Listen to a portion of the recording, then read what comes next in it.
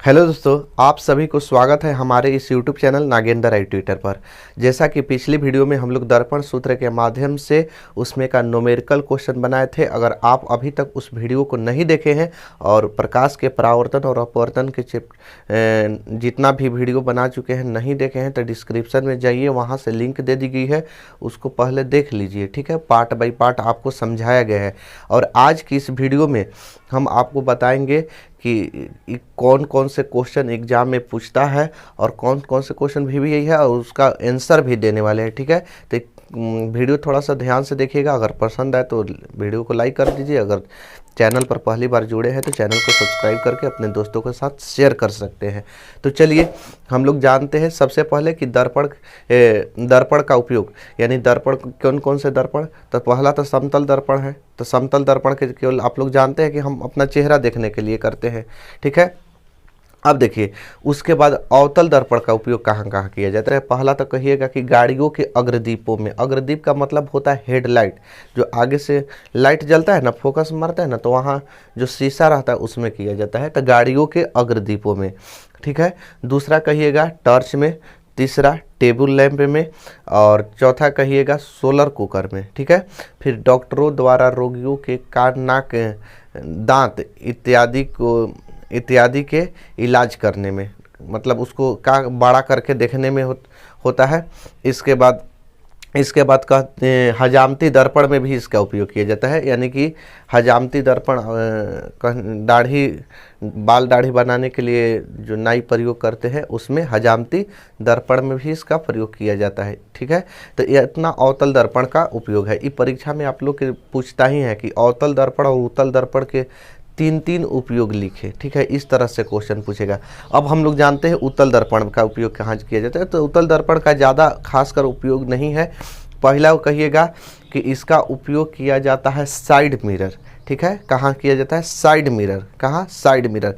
Side mirror क्या होता है? तो ड्राइवर के बगल में जो ऐनक लगल रहता है, शीशा लगल रहता है, माने पीछे के आने वाली गाड़ी को देख सके, उसमें किया जाता है। और दूसरा कहिएगा बैक व्यू मिरर। अब बैक व्यू मिरर क्या होता है? तो देखिए न्यू मॉडल का जो गाड़ी आया है आप लोग देखे होंगे कि उसके आगे ऐसे शीशा लगा रहता है ताकि वो पीछे बैक आसानी से कर सके आगे देख कर। ठीक है, तो उसको बैक व्यू मिरर कहते हैं। जैसा कि आप लोग के डायग्राम में यहाँ दिखाई दे रहा है कि गाड़ी में कैसे बैक व्यू मिरर लगा हुआ है।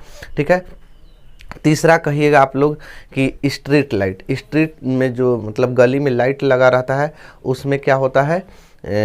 उत्तल दर्पण का ही उपयोग किया जाता है। तो इतना हो गया अवतल दर्पण और उत्तल दर्पण का उपयोग। तो देखिए इसमें से क्वेश्चन पूछा गया है कि हम वाहनों में उत्तल दर्पण का उपयोग साइड मिरर के रूप में क्यों करते हैं। क्वेश्चन आपसे पूछा, बार बार रिपीट करता है एग्जाम में, इसलिए इसको ध्यान से समझिएगा कि हम वाहनों में उत्तल दर्पण का उपयोग साइड मिरर के रूप में क्यों करते हैं। या ऐसे भी पूछता है कि हम वाहनों में उत्तल दर्पण को पश्च दृश्य दर्पण के रूप में वरीयता क्यों देते हैं। देखिए दो तरह से क्वेश्चन। पश्च दृश्य, पश्च का मतलब पीछे, दृश्य का मतलब देखना, और दर्पण के रूप में वरीयता मतलब उसको यूज क्यों करते हैं। दोनों क्वेश्चन एक है कि हम वाहनों में उत्तल दर्पण का उपयोग साइड मिरर के रूप में क्यों करते हैं, या हम वाहनों में उत्तल दर्पण का उपयोग पश्च दृश्य दर्पण के रूप में क्यों करते हैं। दोनों का एक ही आंसर। तो यही कहिएगा कि हम वाहनों में उत्तल दर्पण का उपयोग साइड मिरर के रूप में इसलिए करते हैं क्योंकि उत्तल दर्पण किसी भी वस्तु का हमेशा काल्पनिक सीधा और वस्तु से छोटा प्रतिबिंब बनाता है। ठीक है, और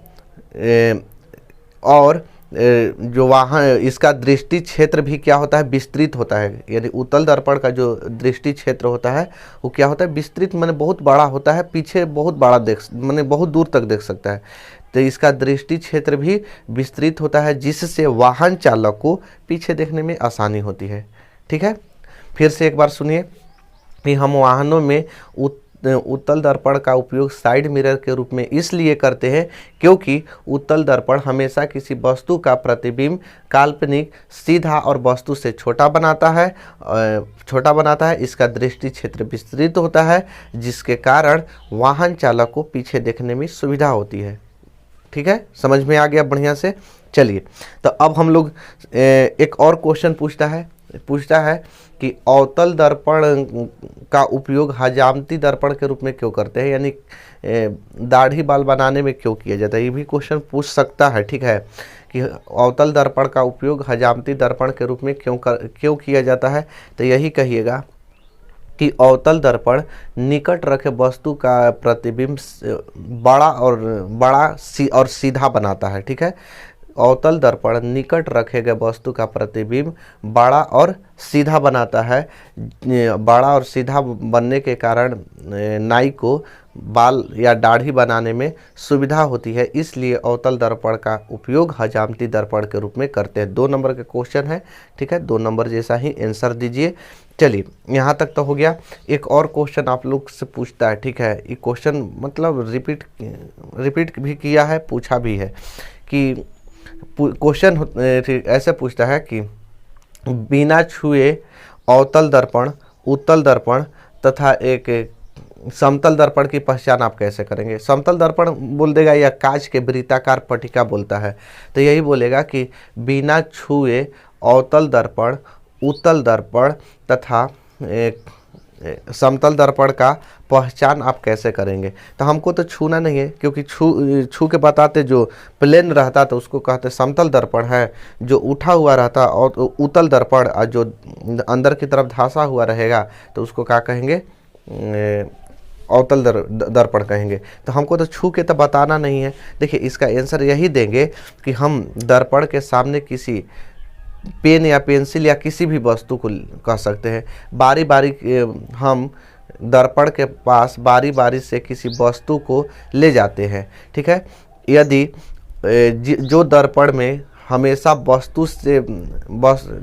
वस्तु से छोटा और सीधा प्रतिबिंब बने वह उत्तल दर्पण है, और जिस दर्पण में हमेशा वस्तु के बराबर और सीधा प्रतिबिंब बने उस समतल दर्पण है, और शेष बचा हुआ दर्पण अवतल दर्पण है, क्योंकि अवतल दर्पण में किसी वस्तु का प्रतिबिंब बड़ा भी बनता है, बड़ा छोटा और वस्तु के बराबर बनता है, उल्टा और सीधा दोनों, मतलब सभी प्रकार के प्रतिबिंब बनता है। उल्टा भी बनता है, सीधा भी बनता है, बड़ा भी बनता है, छोटा भी बनता है, और वस्तु के बराबर प्रतिबिंब बनता है। कौन? अवतल दर्पण में। तो इस तरह से आप अपना आंसर दे सकते हैं, ठीक है। तो बस इतना ही क्वेश्चन मतलब प्रश्न पूछता है दर्पण से। और भी यही हम बोले थे कि कौन भी यही है, इस दर्पण, केवल दर्पण में आप लोग के हम बता रहे हैं कि कौन कौन आप लोग याद रखिएगा, ताकि परीक्षा में ज़्यादा पूछेगा। तो देखिए, सबसे पहले याद रखिएगा कि प्रतिबिंब किसे कहते हैं और इनके कितने प्रकार हैं, इसको जरूर याद रखिएगा, ठीक। फिर उसके बाद आभासी प्रतिबिंब और वास्तविक प्रतिबिंब में अंतर याद रखना है आपको, ठीक।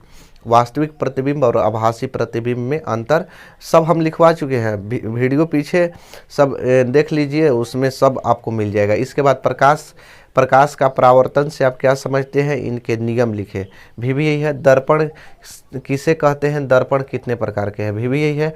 उत्तल दर्पण और अवतल दर्पण में अंतर लिखे, भी यही है।